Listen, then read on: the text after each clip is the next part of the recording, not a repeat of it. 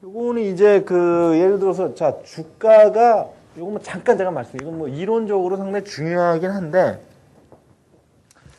우리가 어떤 주식이 말입니다.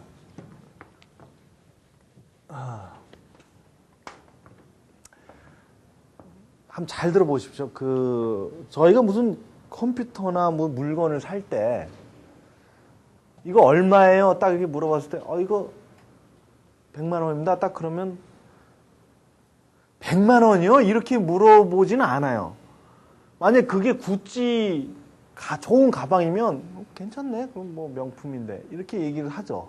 근데 남대문 시장에서 이거 얼마였는데 100만 원이요? 그럼 말도 안 되는 놈 아니야? 뭐 이렇게 얘기를 하죠. 그건 뭐냐면 그러니까 자기가 생각하고 있는 어떤 가치가 있어요. 밸류. 예, 그 밸류거든요. 그러니까 가치라는 건 뭐냐면 얘가 나한테 주는 게 가치입니다. 얘가 나한테 주는 거. 가치, 밸류.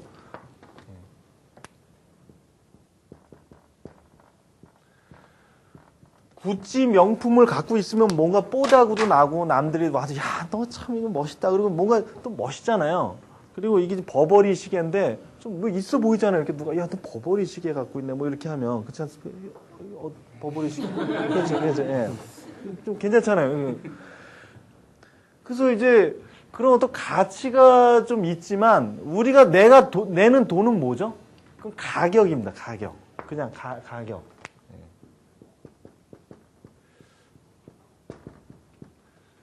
그래서 우리는 사실은 뭐냐면 살아가는 원리는 뭐냐면 좀 싼 돈을 주고 싼 프라이스를 주고 보다 많은 밸류를 얻으면 되는 겁니다. 사실은. 우리가 모든 거래가 다 그런 거 아닙니까? 그죠? 우리가 싸다 비싸다 하는 그런 근데 가격은 이제 다 나와 있어요. 현대차의 가격은 그냥 58,000원 지금 막 거래되고 있는 그게 가격이 프라이스 그냥. 가치는 뭐냐면 내가 현대차를 샀을 때 그것이 내 1년 후에 내가 생각하기에는 20% 정도는 올라야 돼. 이게 한 9만 원이나 10만 원은 가야 되는데 이게 아직 6만 원도 안 되고 이 모양이야. 라고 내가 가치를 생각하면 그건 그 사람한테 되게 싼 겁니다. 현대자동차 주식, 그죠? 그렇지만 예를 들어서 아주 이상한 기업의 허접한 주식 같은 게 막 700원, 800원짜리 하는데 그건 꼭 싼 게 아니죠. 아무 수익도 나지도 않는 그 기업 단지 싸다는 이유로 그 가격이 그죠? 2,000원, 3,000원짜리 그 주식이 과연 싸냐 이거예요. 그러면 그 58만 원, 67만 원짜리 하는 신세계 백화점 주식을 누가 삽니까 그거를? 그죠? 그러니까는 우리는 항상 무엇을 투자를 할 때 이것이 과연 가치가 있는 건가? 그리고 이 가치와 이 가격의 괴리가 얼마만큼 있는가를 가만히 따져봐야 되는데 불행하게도 우리는 그런 능력이 잘 없다라는 거예요. 왜냐하면은 삼성전자나 현대차가 진짜 과연 내년에도 이렇게 2, 3조의 수익을 얻을 수 있을지 얼마만큼이나 이게 이익이 영업이 이렇게 날지를 잘 모른다는 건데 다행히 그건 남들이 좀 해줍니다. 그거는 좀 해줘요. 야, 이건 내년, 내후년 정도에는 이렇게 영업이익이 한 10% 증가할 거야. 뭐 그냥 쓴 건 아니고요. 이 사람들도 나름대로 다 매출액 조사하고 다 해서 한 거예요. 그러니까 어느 정도는 신빙성이 있습니다. 그러니까 어느 정도는 너무 안 믿을 필요는 없습니다. 어쨌든. 근데 그 사람들이 쓴 걸 보고 이해는 우리가 좀 해야 된다는 거예요. 자, 근데 그렇게 봤을 때 주식의 가격이라는 게 그래서 이게 너무 복잡하게 하지 말고 좀 뭐 이렇게 지표로 좀 만드는 게 어떠냐. 그래서 만드는 게 이제 퍼라는 개념입니다. 퍼. 이 퍼라는 건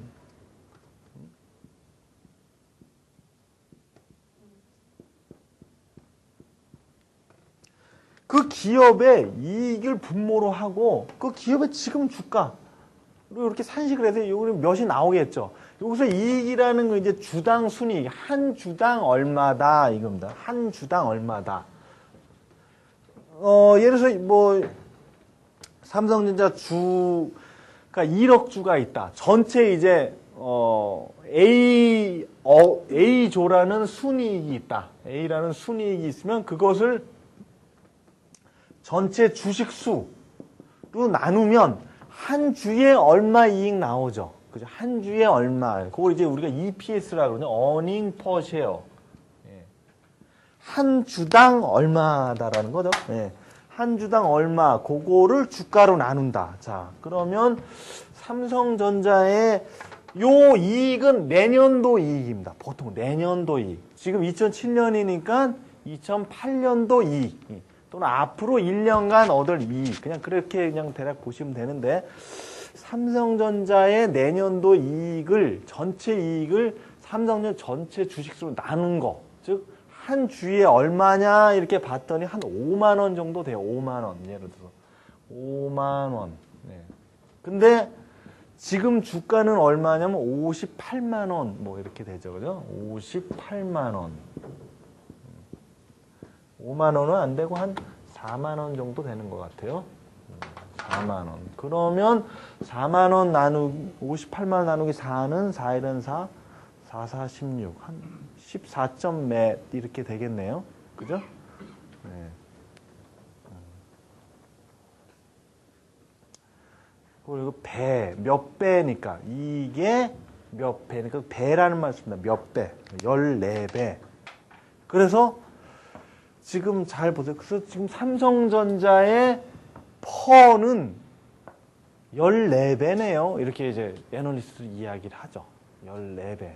이게 뭡니까? 이게 근데 뭐 이렇게, 자, 이걸 알아야죠. 이거는 뭐냐면, 내가 삼성전자 한 주당, 내가 한 주식을 갖고 있어요. 한 주당 4만 원 정도 이익을 갖고 있는데, 내가 14배 정도 쳐줘서 내가 58만 원 내가 너 산다. 너 믿고 내가 산다. 믿는다, 이거. 이익에 대해서. 한 14배 정도를 믿는다. 근데, 뭐, 하필 14배야. 그거는 뭐, 그 사람들 14배 믿고 싶어서 그런 거예요. 근데 요거는 뭐냐면,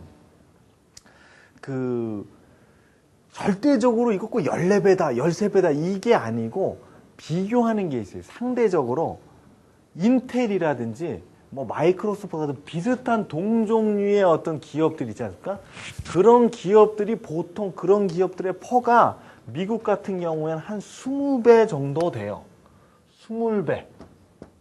그러니까 인텔이나 마이크로소프트 같은 강력한 미국의 엄청난 기업은 얘네들이 주당 순이익이 1만 원일 때 미국 시민들은 20만 원 주고 산다라는 얘기예요. 그만큼 신뢰를 갖고. 근데 우리나라는 좀 못 살잖아요. 못 살고 좀 조그맣고 좀 여러 가지 위험도 있지 않습니까? 그죠? 기업에. 그래서 동남아시아나 어떤 그 밑에급 레벨은 보통 14배 정도 이렇게 받고 있는 건데, 만약에 그 투자자들이 아니야, 삼성전자는 인텔의 버금가는 엄청나게 우리한테 이렇게 확신을 주는 그런 회사다라고 하면 20배를 줄 수도 있는 겁니다, 사실은. 그렇잖아요. 20배를 줄 수도 있어요. 그래서 나는 20회 갖고 248, 80만 원 주고 살 수도 있는 겁니다, 그거를. 그렇게 해서 애널리스트들은 지금 봐서 삼성전자 펄을 15배 정도는 사실은 줘야 되는데 58만 원이니까 쌉니다. 이렇게 얘기하는 거예요. 무슨 말인지 아시겠죠? 예, 이렇게 얘기를, 그래서 싸다라는 겁니다. 그게.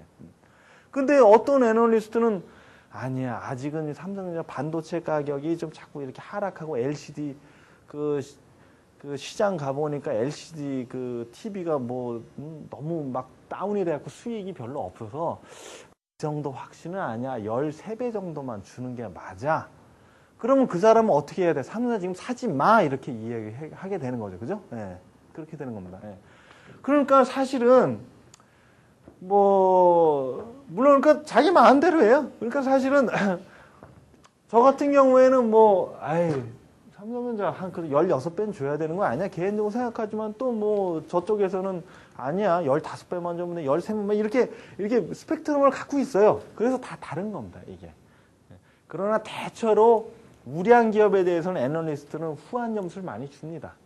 왜냐면 어느 정도 우리나라 기업이 블루칩, 그러니까 우량 대기업에 대해서는 상당히 좀 어느 정도 안정 성장에 이렇게 들어가 있지 않느냐, 뭐 그래서 많이 주게 되죠. 그것이 바로 이 퍼에 대한 중요한 개념입니다. 적정한 밸류를 측정하는 하나의 방법. 이거 말고 여러 가지 방법이 있어요. 근데 이게 가장 많이 이제 인용이 되는 거죠. 신문지상에서.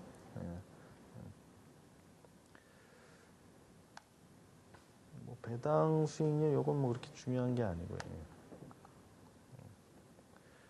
요거는 이제 보통 투자론에서 이렇게 나오는데 그러니까 주가라는 것은 도대체 주가가 뭐냐? 이론적으로 이제 주가 형성을 하는데 이익을 갖다가 현재 가치화한 것이다. 향후에 계속 이름을 현재 가치화한 것이다라는 그런 개념이 바로 이 배당 평가 모형입니다. 그러니까 주가 결정 모형입니다. 이런 거는. 이거는 상식적으로 알아두시면 주가가 뭐야? 기업의 미래의 기업 이익을 현재 가치로 환산한 가격이 주가다. 그 이야기를 굉장히 복잡하고 수식화 만든 게 배당평가 모형입니다. 그래서 뜻은 그겁니다. 기업의 향후 미래 이익을 현재화한 값. 즉 그러니까 너 지금 1,000원 받을래? 내년에 1,100원 받을래? 똑같잖아요. 그 금리로 따지면 금리 곱하면 그죠? 1,000원 받을래? 아니면 내후년에 1,050원 받을래? 글쎄 뭐 할 때 그 얘기입니다. 이게. 향후 미래 가치를 지금 향후의 미래 이익을 지금으로 이제 가치로 한 거. 자, 그래서 또 퍼가 나오죠. 보면 보세요. 선진국을 한번 볼까요? 일본, 미국, 독일. 일본이 좀 높죠. 17배. 미국 15.7, 16배나 주고 있네요. 이게. 그 다음에 독일 우리보다 많죠. 우리나라 한번 볼까요? 대만보다도 적죠. 그죠? 5월달 기준이다, 이거. 예. 지금은 좀 올라갔습니다. 그러니까 우리나라는 퍼가 좀 높은 편입니까? 낮은 편입니까? 사실은. 조금 낮은 편입니다, 좀 퍼가. 예. 예. 그 얘기는 뭐죠? 어떻게 보면? 앞으로 상승 여력이 좀 크다라는 얘기예요. 이게 이 얘기예요. 앞으로 누가 뭐 시사 토론에서 우리나라 좀 저평가되어 있어서 앞으로 뭐 그렇게 버블은 아닙니다. 그 얘기는 이 사람 마음속에 이 퍼가 아직 높지 않다라는 얘기예요. 또 실제 퍼가 높지 않아요, 우리나라는. 예. 근데 중국 같은 경우에 한번 보세요.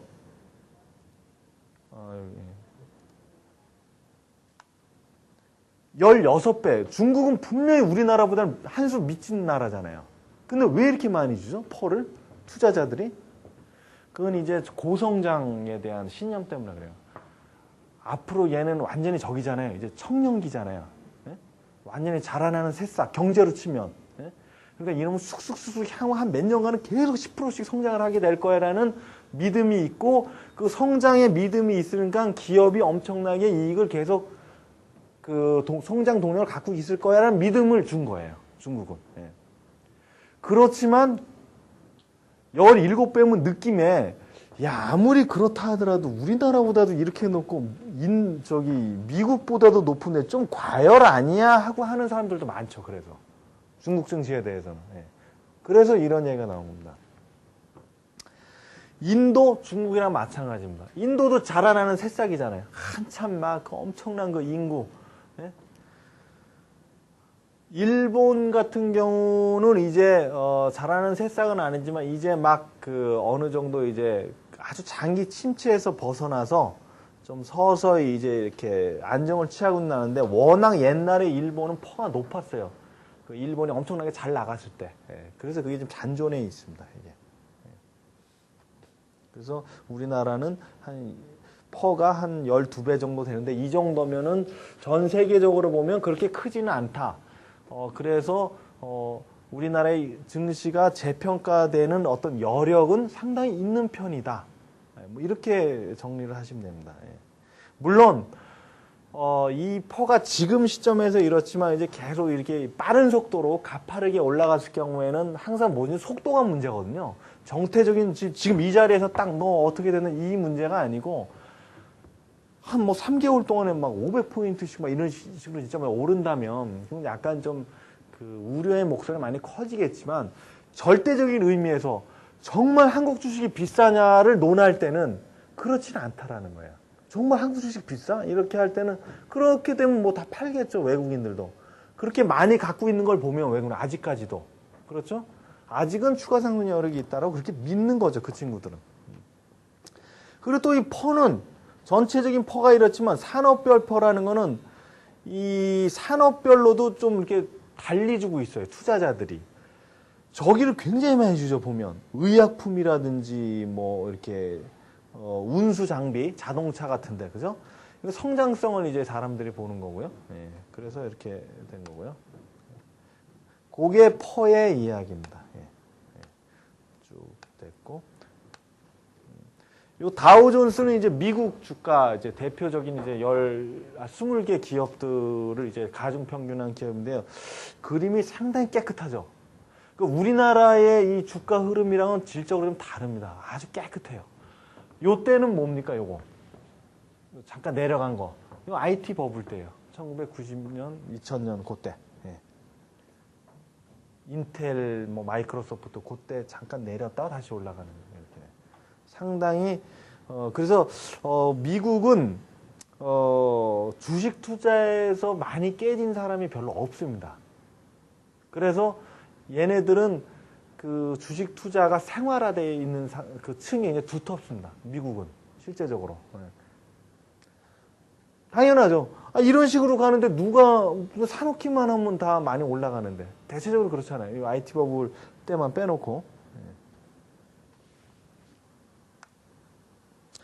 일본은 이제 많이 참혹했죠. 이제 그 80년대에 부동산 이제 불패 신화로 이제 89년, 90년대까지 하다가 그때부터 약 그 15년 이상 장기 침체 현상을 벌인 게 바로 이 그림입니다. 이게 주가도 똑같아요. 일본. 부동산 거품. 동경 한 평 가격이 약 40억 하고 막 그럴 때요.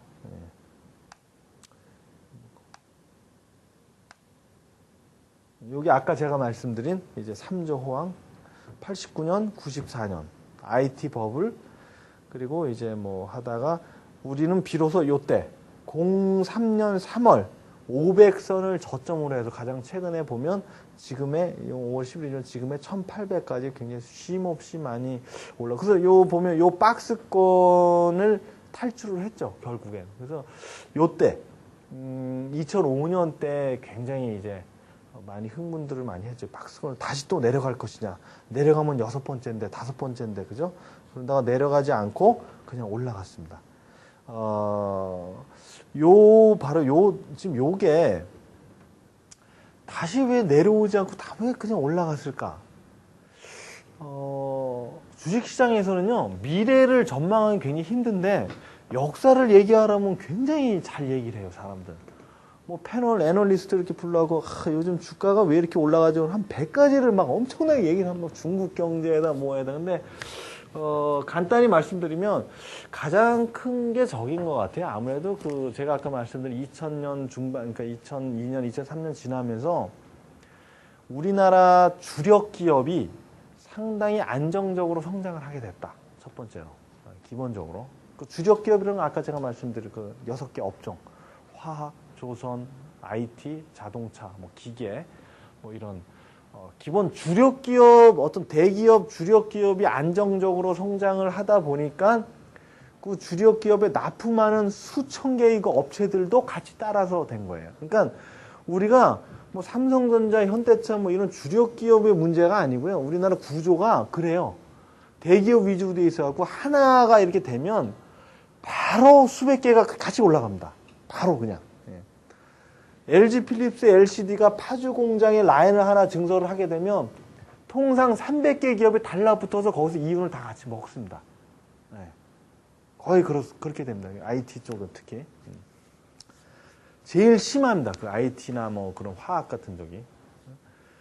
그래서 그게 좀 크고, 두 번째로는 2003년 이후로 2002년부터 이제 일부 증권사를 중심으로 해서 우리도 이제는 좀 주식, 자산 운용의 어떤 재테크가 아니고 좀 중장기적으로 자산 운용에 대한 어떤 그런 걸 하기 위해서는 좀 매월 조금씩이라도 좀 이렇게 좀 간접 투자라도 하는 게 그게 장기적으로 그게 더 자산 운용하는데 훨씬 도움이 되는 거 아니냐. 그래서 적립식 펀드가 그전에도 있었어요, 사실은.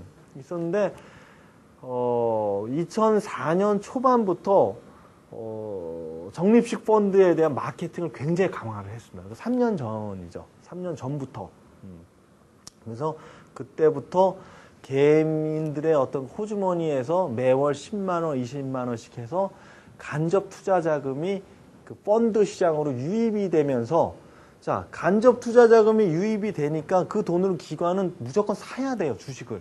무조건 사야 됩니다. 왜냐하면 개인이 너 주식 사라고 매월 이렇게 줬는데 그거 뭐 아무것도 안 할 수가 없잖아요. 주식을 사야 돼요. 그래서 기본적인 주식 수요가 생겨났어요. 자, 보세요. 기본적인 주식 수요가 생기고, 그러니까 수급이 좀 좋아졌잖아요. 살려는 사람이 일단 기본적으로 생긴 거고. 그 다음에 외국인, 거침없이 계속 샀잖아요. 그죠? 싸니까. 그죠? 그러니까는 양대 기관과 외국인들이 상당히 우호적으로 우리 주식시장에서 상당히 많이 사들였기 때문에 견적이 올라가기 시작한 거예요. 2003년부터 그냥 쭉. 올라가니까 개인은 또 그거 보고, 더 넣어야 되겠네? 또 넣어요, 돈을. 그러니까 그런 식으로 해서 계속 이제 선순환이 되면서, 이 주가 강세 흐름이 상당히 장기간 된 거죠. 지금 벌써 4년째 접어들고 있지 않을까요? 2003, 4, 5, 6, 7, 5년째네요. 굉장히. 근데 이러한 현상은 당분간 좀 계속 될 것 같아요. 제 느낌에. 왜냐면 또 기본 주력 기업 자체가 뭐 그렇게 아주 위태롭거나 그렇지는 않잖아요. 상당히 좀 양호한 상태입니다. 그리고 참고로 말씀드리면 이건 좀 약간 뭐 복잡할 수도 있지만 지금 세계 경제의 구도가 이렇습니다. 요거는 뭐 그냥 상식적으로 많이 나오는 얘기니까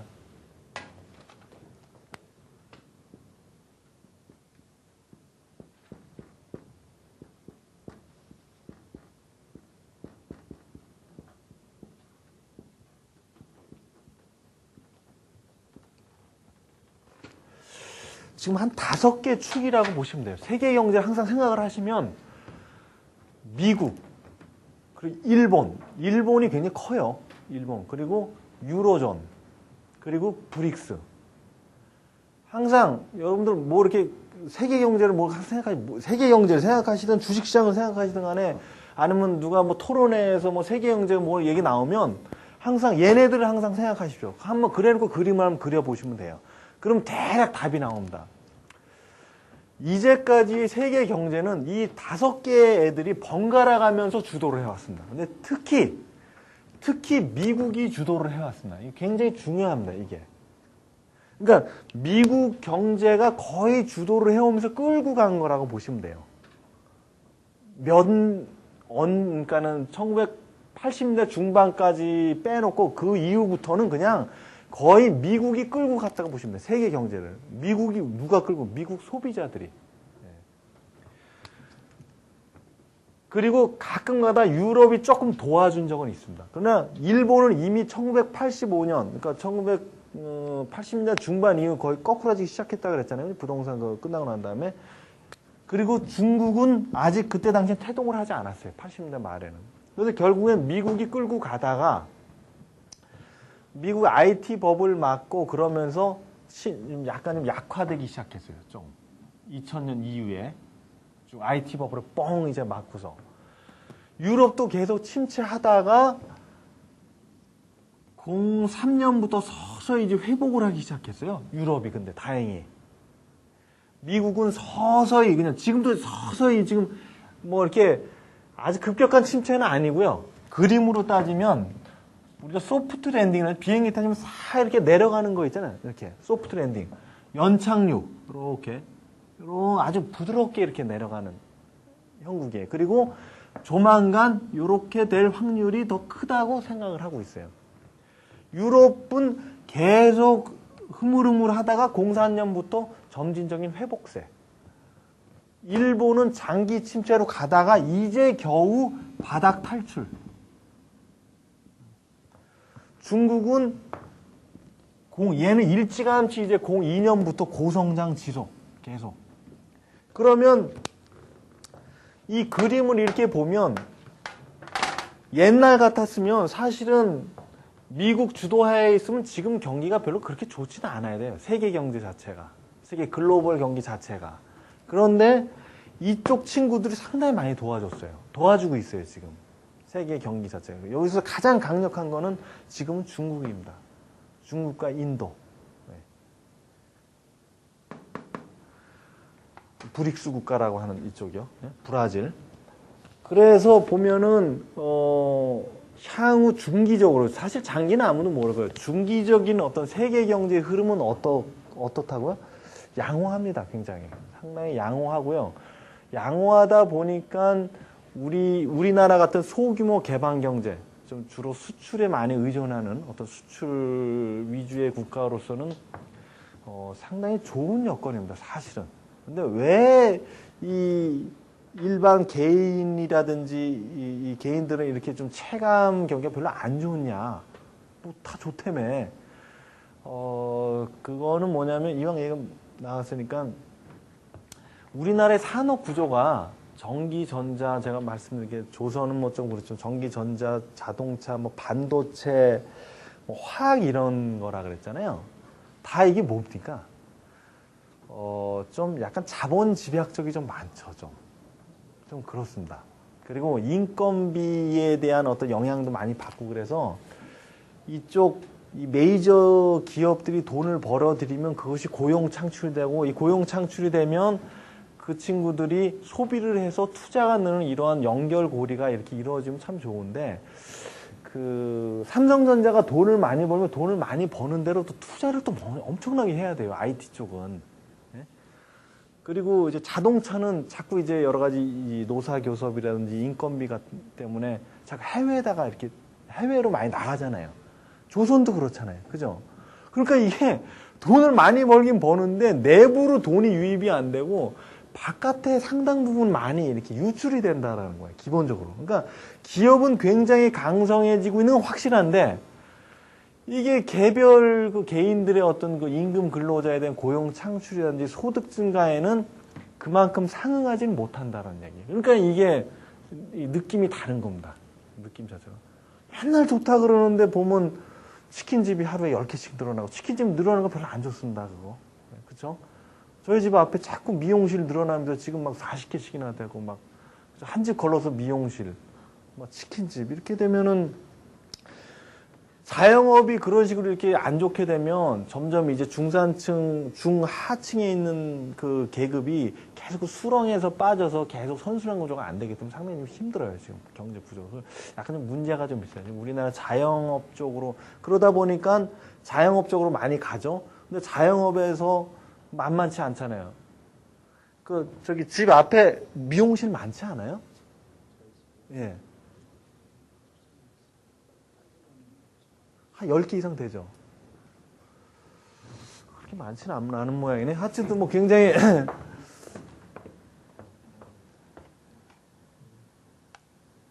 예, 그래서 뭐 그렇고요.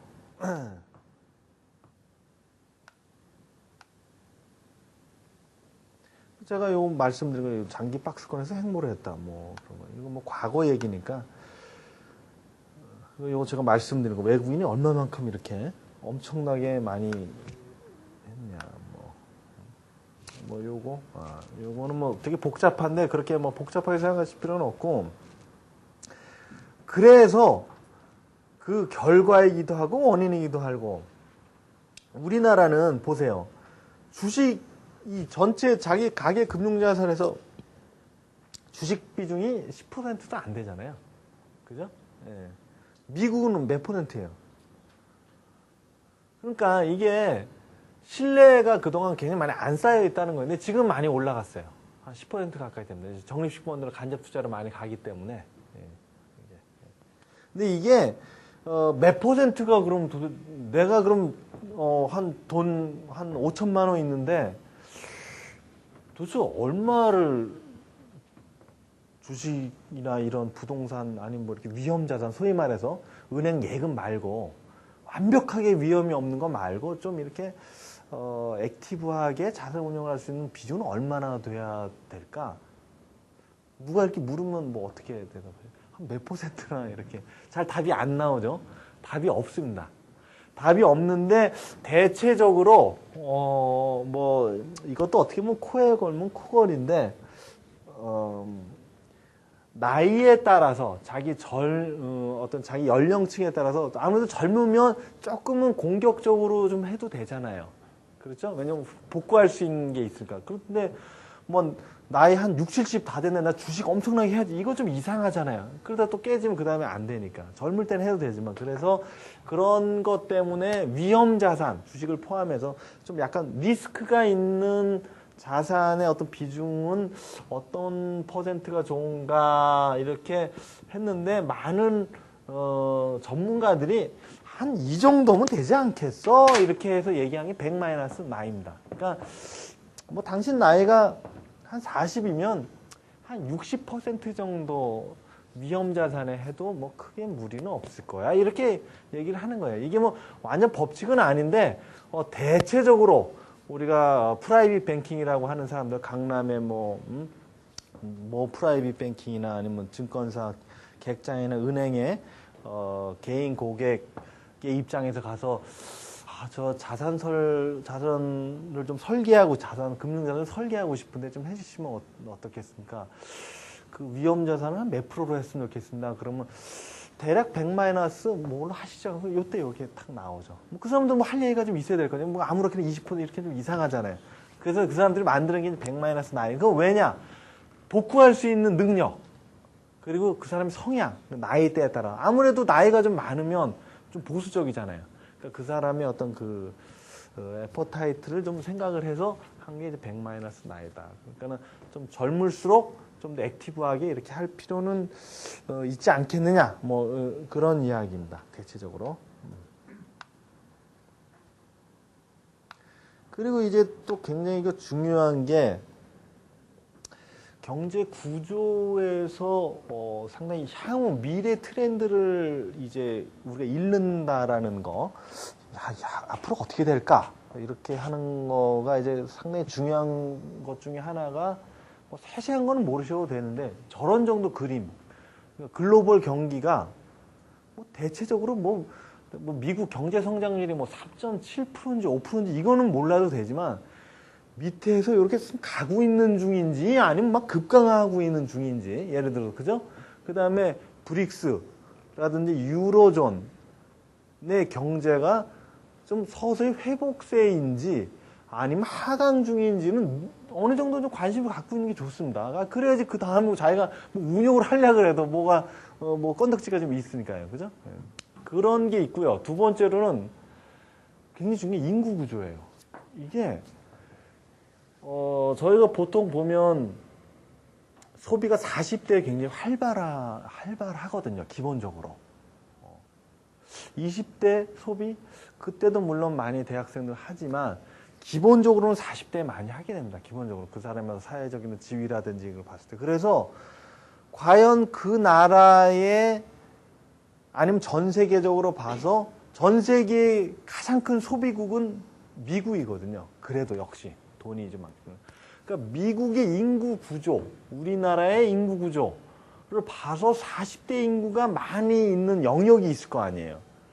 그때쯤이면 경기가 그렇게 나쁘지는 않을 거란 말이에요. 보면 소비를 많이 하니까. 미국의 소비는 우리의 수출입니다. 예, 그렇게 생각하시면 미국의 소비는 우리의 수출이에요. 그래서 봤더니 1955년 전후로 65년까지 그 출생률이 상당히 높은 걸로 봐서 이 사람들이 40대, 50대 이렇게 되는 게 보면은, 그러니까 베이비붐 세대가 얘네 60년대생까지 미국은 보고, 한국은 70년대생, 60년대 말까지 이렇게 보면, 상당히 향후 몇 년간은 그 계층이 탄탄하다라는 얘기예요. 지금 이 얘기가. 예. 밑에 여기 보시면, 우리나라가 40세에서 49세 사이의 인구가 2010년에 정점을 칩니다. 2010년. 2020년까지 상당히 비율이 높죠. 지금 보면. 40대 인구가. 그죠? 예. 그리고 2020년 지나면서부터 좀 가팔라집니다. 이건 이제 베이비붐 세대가 이제 지나는 어떤 그런 세대고. 미국 한번 보세요. 미국도 2010년, 2020년, 여기 부근까지는 좀 괜찮죠. 그죠? 예. 그리고 1980년부터 2010년까지는 가팔랐죠. 자, 요 그림을 한번 보세요. 가파를 때 다우존스 지수도 같이 가팔랐어요. 얘네가. 예. 꼭 이렇게 맞아떨어지는 건 아닙니다만. 어쨌든, 경제 구조가 안정화가 될 때, 이 40대, 이 어떤 인구가 소비하는 그것이 상당히 경제의 동력을 강하게 하는 요인이 될 수 있다는 거. 요런 거에 대한 문헌은 최근에 상당히 많이 나오고 있습니다. 실제적으로. 또 설득력도 실제로 상당히 있습니다. 왜냐하면 경제가 굴러가려면 수출이 문제가 아니라 소비가 잘 돼야 돼요. 사실은 기본적으로.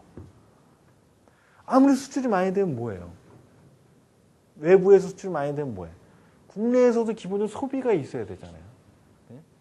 그러니까 백화점에 갔는데 경제가 좋다고 했는데 백화점에 손님 없으면 그럼 말짱 도루묵 아닙니까? 좀 이렇게 뭔가 이렇게 남대문 시장에서 좀 사람 많고 뭘 이렇게 써야지 돈이 이렇게 돌고 고용이 창출이 되고 그러지. 그러니까 기본적으로 써야 됩니다. 기본적으로. 근데 미국 애들이 많이 쓰고 있어요. 지금. 제가 뭐 뉘앙스가 약간 너무 낙관적인 것 같은데 그냥 사실이 그렇다는 겁니다. 그래서 이거는 뭐 제가 말씀드린 거와 같고. 그래서 이제 뭐 앞으로 많이 나올 겁니다. 요즘에 이 주가가 왜 이렇게 뜨죠? 그러면 이제 애널리스트들이 항상 하는 말, 중국 등 아시아를 중심으로 한 글로벌 경기 호조 기대. 뭐 쉽게 얘기해서 그냥 성장 축이, 세계 경기의 성장 축이 상당히 다원화됐는데 굉장히 나름대로 열심히 잘 가고 있다. 뭐 이 얘기입니다. 보세요. 2002년 보세요. 미국 1.7, 마이너스 0.4, 4.2. 이게 뒤죽박죽이잖아요. 지금 보면 2002년. 2003년도 2.1인데 0.8. 그죠? 근데 점점점 이렇게 가면서 보면 나름대로 이렇게 힘을 좀 발휘하고 있잖아요. 좀. 다들. 각 그 경제 그 존이. 그죠? 예. 우리가 보면 2.7% 이게 뭐 별거 있어. 그런데 경제 성장률 우리는 그동안 엄청나게 고도 성장을 해서 그렇죠. 3% 이상 되면 상당히 잘 나가는 겁니다. 느낌이. 저희가 워낙 화끈해갖고 8%, 7% 막 이렇게 나가야지 막 저기 되는 것 같아도 실제로 경제 성장률 3% 정도면 상당히 양호한 겁니다. 기본적으로. 느낌을 이제 그렇게 가지셔야 돼요. 그리고 앞으로 그렇게 될 것입니다. 우리나라의 이제 경제 성장률이 5% 넘는 경우는 이제 굉장히 드물지 않을까. 이렇게 되잖아요. 왜냐면 그동안의 고도 성장으로 해서 이제 자본의 한계 생산성이라 그러죠. 이제는 어느 정도는 이제 막 중국처럼 이런 식으로 이제 거꾸로 돌릴 수는 없잖아요, 우리가. 한강의 기적을 다시 이렇게 만들기 힘들잖아요. 그죠? 막 땅 파고 뭐 이런 거, 그죠? 아무리 대운하를 만들어도 8%는 못 하는 거예요. 한 5% 정도는 할 수 있겠지만, 기본적인 경제 구조가 상당히 가파른 성장 구조보다는 안정적인 구조로 바뀌었기 때문에, 자, 제가 말씀드린 안정적인 구조로 바뀌었다라는 말에서 한 가지 힌트를 얻을 수가 있습니다. 안정적인 구조를 가졌다고 남들이 다 얘기를 하는 순간 앞으로 금리는 절대 급히 오르지 않습니다. 이걸 같이 생각하셔야 돼요.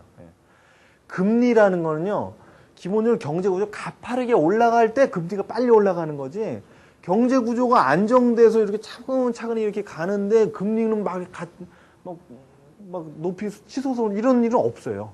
그러니까는 너 뭐 특강 들어왔다는데 앞으로 금리가 어떻게 될 것 같아? 그러면 이제는 뭐 경제가 좀 아무래도 옛날 고성장 시대에서는 안정 성장기로 접어들었기 때문에 금리도 대략 5%에서 7%에 등락을 하면서 탄력적으로 변하지 않을까? 다 이렇게 얘기하면 완벽하잖아요. 그죠? 그러니까 앞으로 이제 고금리 시대는 사실상 끝났다고 보시면 돼요. 중국, 인도는 앞으로 몇 년 가겠죠. 그래서 중국, 인도는 금리가 높잖아요. 그러니까 항상 금리와 성장률은 같이 생각을 하시면 됩니다. 그러니까는 미국이나 일본, 얘네는 성장이 2.7, 3%, 2% 이렇게 되니까 금리는 안 봐도 뻔합니다. 얘네 금리 몇 퍼센트 정도 될지, 그죠? 대략 이거에다가 1 정도 더하면 그게 금리입니다. 1에서 2 정도 더하면. 아시아 4개국, 대만, 홍콩, 싱가포르, 얘네들 평균 금리 몇 프로일 것 같아요? 67%로 보면 돼요. 그냥 4.3 플러스 2 또는 3 이렇게. 그죠?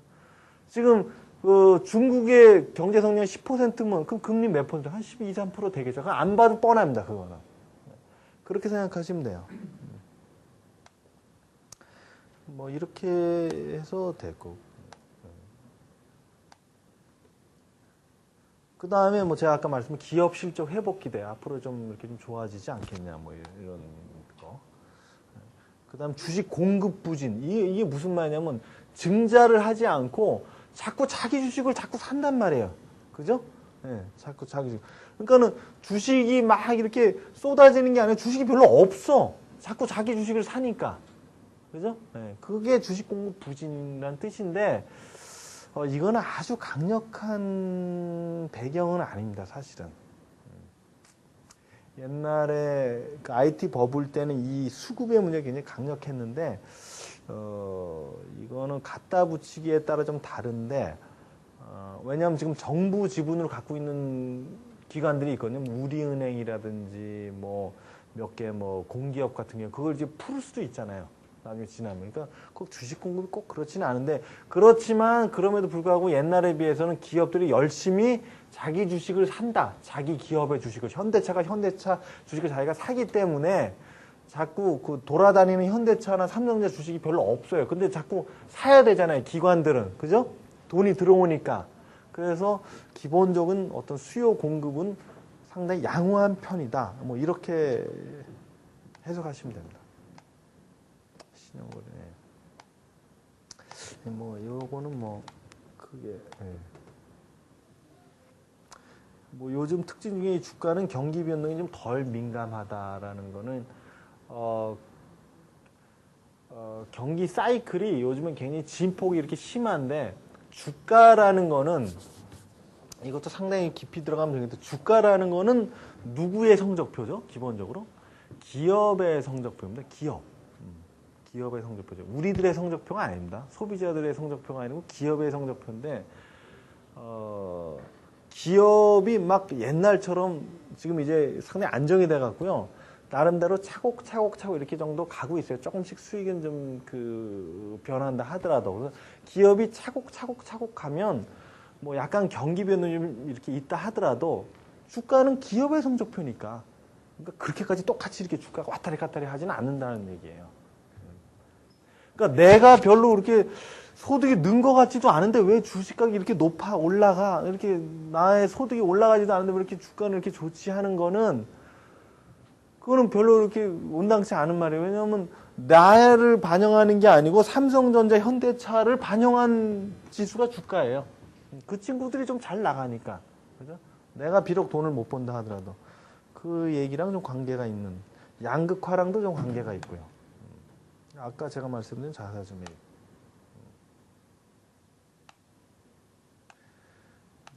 요 평가 요거는 뭐 별로 그렇게 중요한. 향후 전망은 제가 이걸 정확하게 알면 제가 뭐 이 자리에 제가 없어도 그죠? 열심히 돈을 빌려서 사면 되는데 어쨌든 향후 주가 전망은 대체적으로는 양호한 흐름을 보이지 않을까 뭐 이렇게 얘기를 하고 있습니다. 대체적으로 그 이유는 제가 아까 몇 번 말씀드린 것 같습니다. 글로벌 경기가 좀 양호하다. 그리고 기업의 어떤 투명성이라든지 기업 수익성이 예전에 비해서 상당히 좀 좋아졌다. 그리고 수급 상황도 그렇게 나쁘진 않다. 다만 애널리스트는 꼭 부연을 하죠. 다만 최근에 급격한 상승에 비추어 봐서 부담이 여전해서 가격 조정이 좀 있을 것이다. 그러니까 섣불리 추격 매수를 하지 마라. 이렇게 다 끝내죠. 그죠? 그러니까 이제 그러니까 그 뭐 어떻게 예. 그죠? 그렇습니다. 그러니까 가격이라는 게 뭐 항상 뭐 이렇게 빨리 오르면 당연히 빨리 올랐으니까 이익을 본 사람은 좀 팔고 싶어 하는 사람들도 있을 거 아니에요. 그렇잖아요. 내가 돈을 100원을 1000만 원 투자했는데 뭐 한 달 만에 2000만 원 됐으면 좀 더 먹자고 기다리는 사람도 있겠지만 빨리 일단 팔고 내 뭐 볼일 보자 뭐 이런 사람도 있으니까 계속 오를 수만은 없는 거라고. 이건 상식이에요. 애널리스트가 아니더라도 최근에 가파른 상승세로 인해서 조정의 뭐 가능성이 있다. 이거 뭐 당연한 얘기 아니에요? 아니, 어떻게 모든 게 계속 이렇게 올라가는 게 어디 있어요? 가다가 좀 쉬었다, 가다가 쉬었다. 문제는 뭐냐면, 추세가 어떻다는 거예요? 추세가 그래서, 앞으로. 그 추세가 이렇게 지금 갔는데 이건 분명히 버블이야.